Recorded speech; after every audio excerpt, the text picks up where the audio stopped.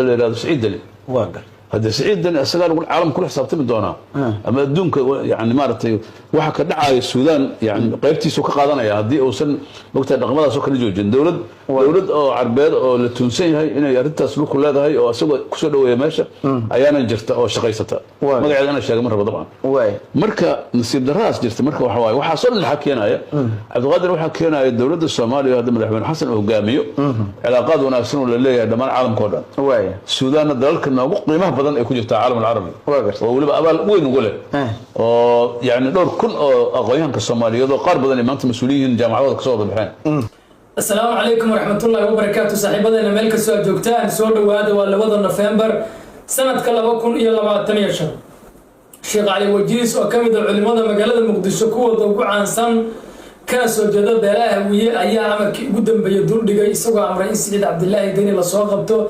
لما حكم ده سيدو أكرنا عقوبة كان لتدقال كالسودان ومسؤولية ده إسقى وغادر حل الشيخ علي وجيس ومسؤوليتي كإلالية دولة فدرالك الصومالية oo iyadu maamusha guud ahaanba hawada Soomaaliya Sheekh Ali Wajiis intuu islaha taageero u sameeyay dawladda federaalka Soomaaliya ayuu wuxuu sii cayriyay dad fara badan oo dawladda taageersanaa kadib markuu sameeyay iyo qabyaalad sidoo kale markaasi oo si aan saliira toon lahayn wax uga sheegay magaalada Boosaaso ee xarunta gobolka Bari madiidanin in Puntland وإماراتكو حرير الليل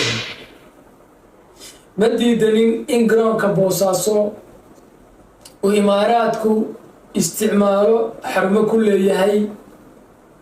الله الإلهي بأوك الله يعلم الله أعلم انتبه وحو ترانسيت أما وحو كانسل ما جران كرنا لكن سوى حنا أبنين وهالكاس حرم كل يهي Puntland وتافر وجرانكا بوساسو كلي يدوبه wuxuu joogaa berbera oo xarumo ciidan ku leeyahay wuxuu joogaa xerada General Gordon isagoo afar kun oo ciidan taageera dowladda federaalka ka taageero amniga magaalada Muqdisho jooga wuxuu la howlgalaa ciidanka Mareykanka ee Ballidogle jooga Sheekh Ali Wajiis hatta wuxuu ku dhiiran waayay in dowladda uu sheegay ee Carabeed oo anagu aan leenahay waa Imaaraadka in uu sheego ayuu hatta ka baqay دولة أو عربيد أو التونسية هاي إنه يرد تسلك كل هذا هاي أو سوق كسر ويا ماشى أيانا جرت أو شقيستها ما قاعد أنا شاق مرة طبعا مركا نصيب دراس جرت مركا وحواي وحصل شيخ يودودي ولا له السودان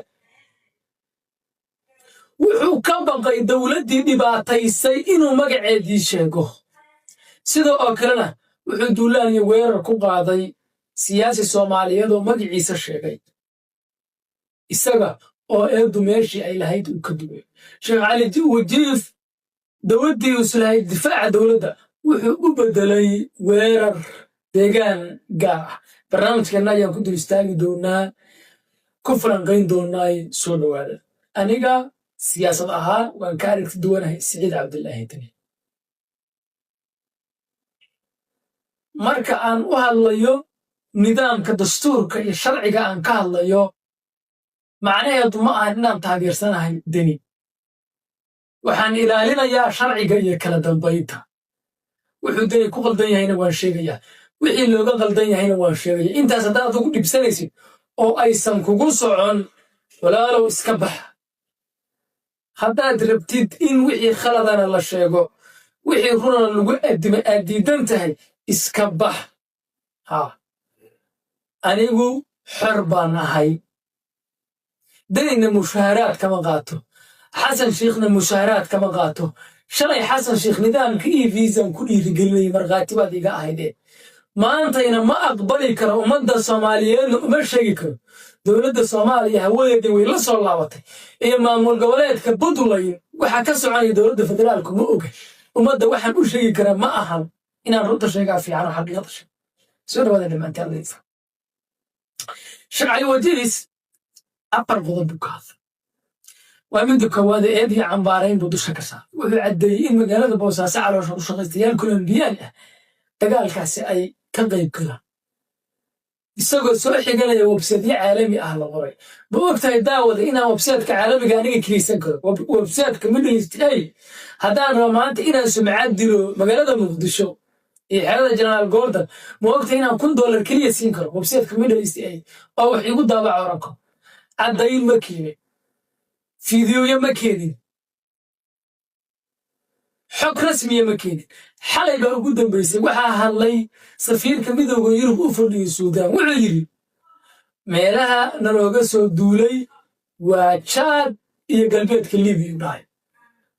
Soomaaliya ma soo hadal qaadin Liibiyaankii oo qirsan in aan Soomaaliya looga duulin oo leh Chad oo wadanka dariska lahayn mataqaanaa Iishak Suudaan oo waliba qabiilka Xamdiitina ay degaan xuduudka Suudaan iyo Chad Liibiya iyo Xaftar dhankiisana hubka looga gudbinayo maxaa laba sheekh iyo culimo Soomaaliyeed sheeganaya dhibaato aysan aqbali karin ummadda Soomaaliyeed ugu soo hogaaminaysa midda kale Boosaaso iyo Muqdisho maxaad ku kala jeclaysatay aniga maanta dib loo jeclay Boosaaso iyo Berbera iyo Muqdisho waa magaalooyin Soomaaliyeed adigu maxaa dekano aysan Soomaaliya qaadi karin ilaa Suudaan Puntland ma taqaan Soomaaliya taqaanay ugu soo jiidaysa halkaas waxaa ka dareemaysa inuu cunfi iyo qabyaalad iyo nacayb deegaan gaar oo ku jiro sheekhan oo qodob qabso waxaan caddayn ka dhiganayaa safiirkii midowga Yurub ee Suudaan waa tan warqadiisii xalay wuxuu caddeeyay in Suudaan dalalka laga soo weeraray ay yihiin Chad iyo Liibiya wadanka siyaasad ahaan martigeliyay mataqaanay RSF-na ay tahay Kenya Soomaaliya baabka kuma jirtaba fuustada Soomaaliya lagu soo dilindilaynayo magaalada Boosaaso lagu soo dilindilaynayo waa mid wadamo kale ka timid weey dadka Soomaaliyeed marka inay cunfigaas qaataan ma aha war Boosaaso waa Soomaaliya waa inaad difaacatid taasana lagu gudanaya waajibaadkada halkaas ili wuxuu sheegay nidaamka federaalka waa qaldan yahay aniga taa aaminsan laakiinse sheekhu inuu dhaho nidaamkii federaalka baarlamaanku ha bedela isagoo waliba reerkii hawiye dee haddana Xasan Sheekh Maxamuud laga urinayo maxay u fasiranayaan dad badan oo Soomaaliyeed oo ka soo horjeeda oo cunfiga qabiilka ay cadifada ku badan tahay maxay u fasiranayaan ninkaasi dawladda ma wuxuu ku dirayaa dadka mise uu soo jiidayaa soo macnaheedu ma aha nidaamka federaalku anagu see rabnaa in loo bedelo tartiib in Soomaalida laga farabaro baan rabnaa in sidii madaxweyne Farmaajo wax ku waday loo sameeyo in nidaamka federaalka hala bedelo sharci wajiis markuu dhaho oo bari baarlamaanku ay bedelaan hadda amarka sharci wajiis baa lagu shaqeynaya Soomaaliya nidaamka federaalka sayaa bedeli kara ma sheekh inta miidii ka hadlay bedeli karo mise afiddu inuu rabo in loo qaado su'aal rabo in weydiiyo isaga amarku bixinaya ninkii waa nin dawladii amar siinayo waa mid saddexaad wuxuu cadeeyay isagoo isla dawladii difaac inuu hawada Soomaaliya wuxuu ma maamulo oo maamulka Puntland waxa ka soconay deegaankiisa ma garanayno si cad iyo waadagaysanaysa okay maxaa marka nidaamkii visa lacagta loogu soo rogtay dad garanayna hawadii Soomaaliya cidda maamulaysa cidda soo geeyso ilaan ayris bariiskii Soomaaliya wuxuu yaalaa magaalada Muqdisho $60 waad groupsanaysa anaa la iga qaaday hadda Puntland tagay haddaadan diyaaradda Imaaraadka ee hawada Soomaaliya soo gelayso ogeyn oo transitka ku ah Boosaaso ay hubka gudbinaysa aadan ogeyn maxaa lacagta iga qaadanaysa waxaad ogashay inaad lacagta qaadatid laakiin inaad hawada Soomaaliya difaacid ma rabtid hadhowna eeda waxaad dusha ka saaraysa maamul goboleedka Puntland iyo Somaliland waxaad ku qasabtay nidaamkii visa markaas nidaamkii visa lacaga ku jirto adaa si gaar ah u cunaya laakiin markii hawada Soomaaliya dhibaato timaado waxa leedahay anu ma maamulo kala hayn iyo isku hayn kala daa hawada Soomaaliya dawladda federaalka lagu la xisaabtamaya waa waxaan u dooday nidaamkii visa inuu noqdo nidaam qaran haddii nidaamkii visa ba maanta la sumcad dilay haddii nidaamkii visa uu yahay waxan qabiil isbaaraha wada dhigtay hadda hal cadeeyo saasi noqonaysa maxaan dadka ula tagaynaa anaga dawladda difaacnay visa ku difaacnay marka visa aad gulatid aad hawada Soomaaliya dariba masuulka hadda dari ku soo wareeji marka nidaamkii visa isagoo ha maamulay hadda saasi noqonaysa laakiin sibeerka jecel walaalo naga daa taasna waa arrin tan ka muuqata hadaladiisa maxaa dhacay marka Sheekh Ali Wajiis wuxuu islahaa dawladda difaac balse waxbuu sii fogeeyay dad badan oo dawladda taageersanaa buu ka cayriyay dad badan oo dawladda taageersanaa buu ka digay waana sababaynaya Sheekh Ali Wajiis wuxuu doonayay inuu difaaco dawladda federaalka iyo madaxweyne Xasan Sheekh Maxamuud isagoo eedii oo dhan dusha ka saaraya Puntland iyo Siciidan laakiin wuxuu samaystay halkii uu difaaci lahaa madaxweynaha Soomaaliya oo mas'uul qarana ceeb ma in madaxweynaha la difaaco wuxuu weerar ku qaaday gobol dhan oo Soomaaliyeed weerar ku qaaday halkii uu midayn lahaa shacabka wuxuu isku diray maamul goboleedkii Soomaaliyeed ee Puntland iyo Fiinland Soomaaliyeed dad badan anigu aan ka mid ahay kuwa kale daawanayo oo diidanaa imaaraadku waxay hadalkiisa u arkeen isku day uu ku qarinayo cadaalad darro taageerayaal badan waxaa jira sicdani ka soo jeeday waxay hadda dareemayaan in xasan sheekh culimadii uu siyaasad u adeegsanayo taas oo dhaawacaysa sumcaddii madaxweynaha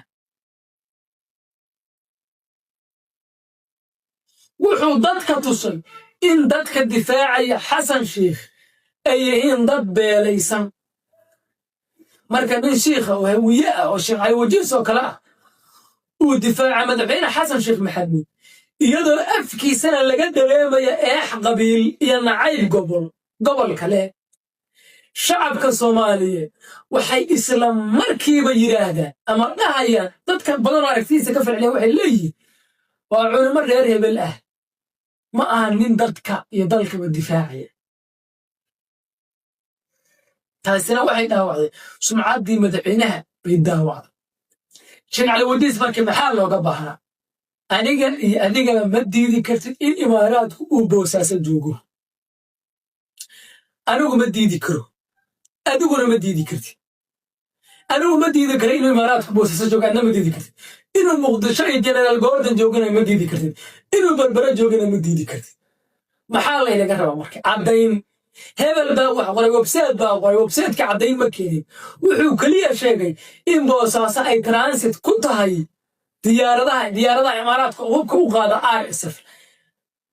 runna way noqon kartaa beenna way noqon kartaa yaa la rabaa marka inay hawshaasi soo xaqiijiyaan guddi madax bannaan oo dowladda federaalku ay qabato muddo weliba 20 beri ah marka eedda la soo jeediyo dowladda federaalku inay guddigaasi qabato ay tagaan boosaaso ay soo qiimeeyaan dowladda federaalku guddi ma qabatay maya dowladda federaalku guddi ma qaban loolankii bay dhinac kaga biirtay waxayna la safatay imaaraadka taliyihii sirdoonka suudaana imaaday soo dhoweyntiisii hoos baa loo dhigay kii imaaraadkana waa la weyneeyey maalintii la rabay in midowga golaha ammaanka laga difaacana dowladda federaalkii ambasador abubakar baalla waa ka dhuunteen madaxweyne xasan sheekh maxamuud ilaa iyo xilligan eedda boosaaso loo soo jeedinay kama hadleen dowladda federaalka maxaa marka haddii ay daacad tahay laga rabaa guddi madax bannaan haddaba aniga hadda xataa waa aaminsanahay guddi madax bannaan ha xusho eedeymaha boosaaso loo soo jeedinaya ha tagaan ha soo baaraan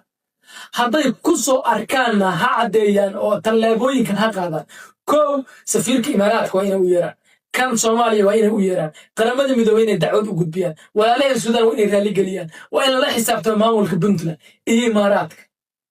haddii arrintaasi caddaan weydo guddigaas madaxa bannaan uu waxba soo waayo waa in raali gelin la siiyo maamulka Puntland iyo madaxweynaha Saciid Cabdilaahi Dani ummadda reer Puntland ee balaayada la rabana waa in mataqaanaa laga difaaco oo dowladda federaalku intaas samayso labadaas ma haysan talow Soomaaliya idinkeeda la gardhiganaya dowladda federaalku guddi madax bannaan ma samayso ma aysan samaynay xataa Puntland ha weerarto qoraal intay soo qortay ma tiri Puntland ayadoon xataa guddi madax bannaan samayn Puntland waxaa laga weeraraa Suudaan ma tiri maya way aamusan tahay marka sheekhan muxuu eed uga galayaa gobolkan iyo dad Soomaaliyeed muxuu eed uga galayaa muxuu sheekhan cali wajiis sheeganayo isla dowladda federaalka difaac muxuu gobolkan iyo dad dhan oo Soomaaliyeed oo bari uu cod uga baahan karo uu dulmiga eed uga galayaa muxuu godobta siyaasadeed ugu soo jiidayaa wiye إلا الودن كانوا صوماليا حسن شيخ مسؤولك دولة الفدرال كصوماليا حتى هذي عقدتي معي وقفت البنتلان إيه ما يصير صار كأمستي استووا من عند بادر سطي أفيان دولة الفدرال كمان شيخ هالكاس شو قوي أما الذي يسأل واحد مدير وحين اللي دولة الفدرال محيو قدرت أنت أسلي وقوليه يسأل لهم إلا وعلى لا يشان على وجيس إلا قولنا استحياء ضباطه قول عيبات بلا نحتاج انت علماء هنا السياسة تكون نحمل مان ما أخذ قول عيبات وأن كوخل من ومناسب عين بلا نحتاج انت إسلا ذاي وحاجاتي وحسيح مين runtan kuu sheegayaan fuliynimadaada xataa waxaa ka baqday magaca dowladda imaaraadka inaad soo hadal qaadid seebaad marka ummadda danteeda uga shaqaynaysa adoo magacii imaaraadkaba ka baqaya seebaad ummadda danteeda uga shaqaynaysa adeegana wax isku fal hadalladaadana dib u eeg ummadda soomaaliyeedna ha isku dirin dhibaatana ha u kala dhex dhigin maanta waxaad fursad siisay kooxa badan oo go'doon ku jiray baad nefi siisay wallaahi oo bilaahi oo tallaahi sheekh cali wajiis qolyo meel noogu go'doonsanaa oo aan gar joogin buu gar naga siiyey nacallaa shaydaan ku yaadhe wallaahi kuwaasu gar naga siiyey waxayna leeyihin soo ma jeedaan oo kuwaasa wayna leeyihin waxaan maqli jiro oday mareexaan baa loogu duceeyey baa layidhi kirin ciriyood gal markaad yaatid allaha kugu yasiro niman buu go'doon noogu jiray oo gar laga joogo oo soomaaliya dhan ay ka kor joogto buu fursad siiyey kaarka maanta adeegsanayaan waxaa weeye hawada soomaaliya amniga dalka xuduudaha lacagta iyo arrimaha dibaddaba waxaa dastuurka federaalku u xil saaray dowladda soomaaliya haddii ay boosaasa wax ku og tahay ha timaado sidii safiirkii turkiga u yimid maalintii boosaaso safiirka dowladda soomaaliya ha imaado safiirka suudaan ha imaado ee soomaaliya joogo ha baarto ha caddayso maxaan ku jawaabnaa waxaan ku jawaabna mahay inaga garjooga marka runtaa fiican xaqiiqaduna waxay tahay xasan shiikh iyo daniba iyo cirraba iyo axmed madoobe waa camiille imaaraad dadka soomaaliyeed ee shacabka ah markay yaan been loo sheegin sheekh cali wajiis keliya waxaa laga rabay inuu dhaho waxaan dhaliilayaa madaxweyne xasan sheekh maxamuud ka aamusitaankiisa waxaan dhaliilayaa in dowladda federaalku ay ka aamustay ma orane xasan sheekh maxamuudna hoosta ku gashaday waa xasan shiikha dowladda imaaraadka walaalaheed danina wuu weeraray arrintaasi qabiil bay u ekaanaysaa sharciyada iyo dastuuriyadna xaq uma lihid maamul goboleedna xaq uma leh hawada intaasaan ku celcelinayaa bal intaas fahma hadday dadku rabaan qof kasta wixii uu isagu rabo in loo sheegana ha la caddeeyo haddii la rabo in xaqiiqada laga hadlana ha la caddeeyo runtaa fiican nidaamkii e-visa ee aan u doodayay ayaantanba halkaasuu ku burburayaa ku fashilmayaa wuxuuna noqonayaa nidaam isbaaro ay dowladda soomaaliya hawada dhigatay shakhsiyaad gaara ay isticmaalayaan ay hawada dhigteen dowladda soomaaliya saacado kahor waxay celisay diyaaraddii falay dubay oo jebisay sharcigii e-visa waxayna ogaan weyday diyaarad transit ku boosaaso walaalayaal waxaa shacabka soomaaliyeed lama wadaagi karo kamana gadi karo yaa bay gatay maka gadi karo dowladda soomaaliya hargeysa waxay ka celisay saacad kahor diyaaraddii falay dubay oo diiday nidaamkii e-visa dowladda soomaaliya waxay ogaan weyday diyaarad transit ah oo boosaaso transit ku bay ogaan weyday oo imaaraadka u ursiday walaalayaal waxaas ummadda kama gadi karo runtaa fiicane nidaamkii e-visa oo sumcadda iyo sharafta soomaali ku lahaana dib in looga fiirsada weeye dhaqaaluhu waa in la baaro meesha ku dhacaysa akoommaday ku dhacayaan lacagahaasi waa in laga xisaabtamo waa in la isugu yimaado oo la xisaabtamo nidaamka e-visa waa in laga xisaabtamo in maanta dowladdii afhayeeladeedii ay dhahaan baasaasa waxa ka soconaya ma ogi nidaamka e-visana waa sharci lacagtana waan guranayaa diyaaradda transitka ku ah mataqaanay boosaasana ma garanayo maxay qabanayaan nidaamka airsbaceka dowladdii madaxweyne farmaajo soo celisay ee magaalada muqdisho yahay war xasan xataa ma awoodi way sidii farmaajo inuu imaaraadka cayriyo hadduuse isagu raalli ka ahay runtii xaqiiqada waxay tahay imaaraadka xasan baa ogaaday isagaana rabaa yaan ummadda been loo sheegin yaan qabiil gaara la bartilmaameedsan waxba idinka sii fogeynaysaa waxba idinoo soo dhoweynayso soomaalina waa isdhaqanaan heerka cadifadii qabiilka kala joogaan waad isgaranaysaa ka daaya ummadda dibindaabyadii beentii been abuurka nidaamkii e-visa ha kallifinina in laga wada xisaabtamo dhaqaalihiisa in laga xisaabtamo akoommaday ku dhacaysa in laga xisaabtamo madax bannaanidiisa in laga xisaabtamo ha kallifinina dowladnimada soomaaliyeed maalinba meel bay soo joogtay waxaan xasan sheekh maxamuud ma lahan rag baa keenay maalinba meel bay soo joogtay ha kallifinina inay dib u laabato waan ka digaya aniga hawadan soo laabatay iyo howlahan isku daba dhacsan iskama iman adeer muqdisho xeran ali bay ahayd oo lagu xaaray ahayd khalad cagaaran baa ka kala xirnaa maaliba meel bay soo joogtay la keenay cabdullaahi baa meel keenay sheekh shariif baa kasii ambaqaaday farmaajo kasii ambaqaaday xasan baa kasii ambaqaaday dowladnimadu maaliba meel bay joogtay waxa inoo dhisan ee yarka ayaan la burburin intaasaa lagu aamini laayay haddii awoodda u dhan maamul goboleedyada laga soo qaado maxay samayn kartaa dowladda soomaaliyeed soo eexdii iyo nin jeclaysigii iyo qabyaaladii meesha dimaa soo keligitaris dalku khatar kuma jiro ka daaya dalka dibindaabyada ka daaya dib ha noo celinayna idinkoo isla wax wanaajiya waxa sii xumaynina war intaasaan soomaaliya ka hadlayay idinkuna qaybtoosa afkuunagala wadaagaad baa idin salaamay